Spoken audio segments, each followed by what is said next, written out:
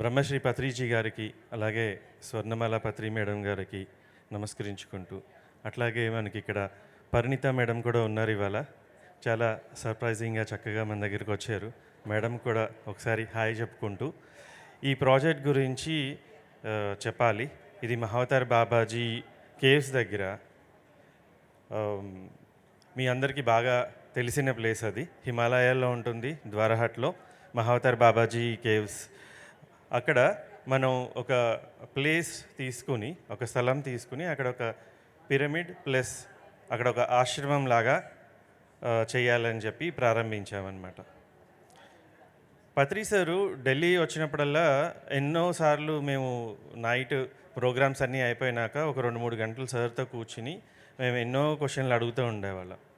ఆ టైంలో నాకు కూడా వచ్చిన ఒక క్వశ్చన్ ఏంటంటే, మనది పిరమిడ్ స్పిరిచువల్ సొసైటీస్. ఎక్కువ అందరికీ పత్రిజీ సార్ అంటే అందరికీ బాగా తెలుసు. అలాగే బాబాజీ కూడా ఎందుకు బాగా అలైన్ అయ్యారు అని చెప్పేసి నేను పత్రిజీని అడగటం జరిగింది. అప్పుడు పత్రి సార్ ఏం చెప్పారంటే, అరే మహావతార్ బాబాజీ నాలో ఒక 7.5 సంవత్సరాలు వాకిన్ అయ్యారని చెప్పారు. సో అలాగే మన పత్రి మేడం కూడా బాబాజీ గారు మెసేజ్ ఇచ్చారని చెప్పేసి ఒక 20 డేస్ మహావతార్ బాబాజీ కేవ్స్ దగ్గర ఉండి చాలా సాధన చేశారు. సో ఈ రెండింటిని అన్వయించుకుని పత్రిజీని అడగడం జరిగింది. సార్ అక్కడ కూడా మనది ఒక పిరమిడ్ వస్తే బాగుంటుంది కదా అనేసి. సార్ తప్పకుండా చేయాలని అన్నారు.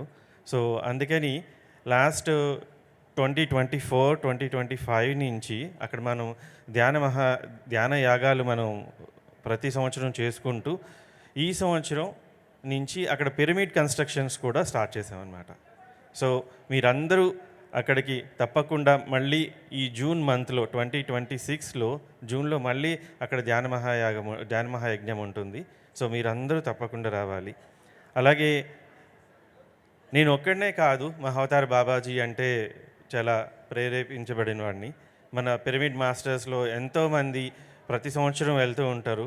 అలాగే మన జీకే సార్ స్పిరిచువల్ ట్యాబ్లెట్స్ నుంచి ఆయన అక్కడ ఒక మెడిటేషన్ సెంటర్ని స్థాపించి ఆ చుట్టుపక్కల అన్ని గ్రామాల్లోనూ మెడిటేషన్ వెళ్ళేలా చేశారనమాట.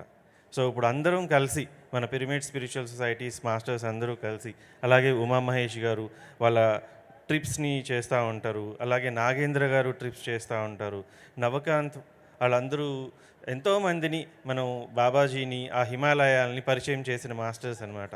అలాగే మన నందప్రసాద్ గారు, ఆయన ఒక మంచి పుస్తకమే రాసినారు హిమాలయ యాత్ర గురించి. అలాగే ఇక్కడ స్టేజ్ మీద ఉన్న సావిత్రి మేడం అక్కడ హల్ద్వానీలో ఉంటారు మేడం. ఆవిడ అంతమూల ఢిల్లీలో జాబ్ చేసి ప్రిన్సిపల్ కింద రిటైర్ అయ్యి హల్ద్వానీలో ఇల్లు కట్టుకుని అక్కడ ఒక పిరమిడ్ కూడా పెట్టి ఎవరైతే ఇక్కడ నుంచి అందరూ వెళ్తారో వాళ్ళందరినీ వాళ్ళ ఇంటికి ఇన్వైట్ చేసి, ఆ మెడిటేషన్ సెంటర్ ఇన్వైట్ చేసి అక్కడి నుంచి బాబాజీ కేవ్స్కి పంపిస్తూ ఉంటారు. సో ఆవిడ అసలు ఈ ప్రాజెక్ట్లో ఎంతో మనకి సహాయం చేస్తూ ఉన్నారు. అలాగే వైజాగ్ నుంచి సరస్వతి మేడం, అలాగే రోజా మేడం కొన్ని నెలలు వాళ్ళ జాబ్స్ అన్నీ మానేసి అక్కడ ఉండి అక్కడ ధ్యాన ప్రచారం చేసి అక్కడ మనకి జగదీష్ గిరిజీ అనే ఒక గురువు గారితో సహాయంతో అక్కడ మనకి ఈ ల్యాండ్ అదంతా సేకరించి ఎనలేని సేవ చేశారు. ఇంకా వాళ్ళ సేవ ఇంకా ఎక్కువ మనకి కావాలని చెప్పుకుంటూ, అలాగే వాణి మేడం మనం అక్కడ చేసిన ప్రతి ధ్యానయజ్ఞానికి వచ్చి మన ఎంతో సపోర్ట్ చేసి ఈసారి మహిళా ధ్యానయజ్ఞం కావాలన్నారు మరి. సో మేడం గారి కోరికను కూడా మేము తొందరగా తీర్చాలని అనుకుంటున్నాం. అలాగే ఈ స్టేజ్ పైన చాలామంది మాస్టర్స్ లేరు. మన పిరమిడ్ సేవాదల్ పరమేశ్వర్ రెడ్డి గారు, అలాగే ఉమామహేష్ అన్న, అట్లాగే మాధవి అక్క, సో అలాగే మన విజయభాస్కర్ రెడ్డి సార్. సో ఇలా అందరూ ఎంతో మనకి సపోర్ట్ చేస్తూ ఉన్నారు. చంద్ర సార్. సో ఇంతమంది సపోర్ట్స్ తోటి మనం ఇంకా చేస్తున్నాం. ఇంకా పేర్లు చెప్పాలంటే చాలా ప్రొలాంగ్ అవుతుంది. సో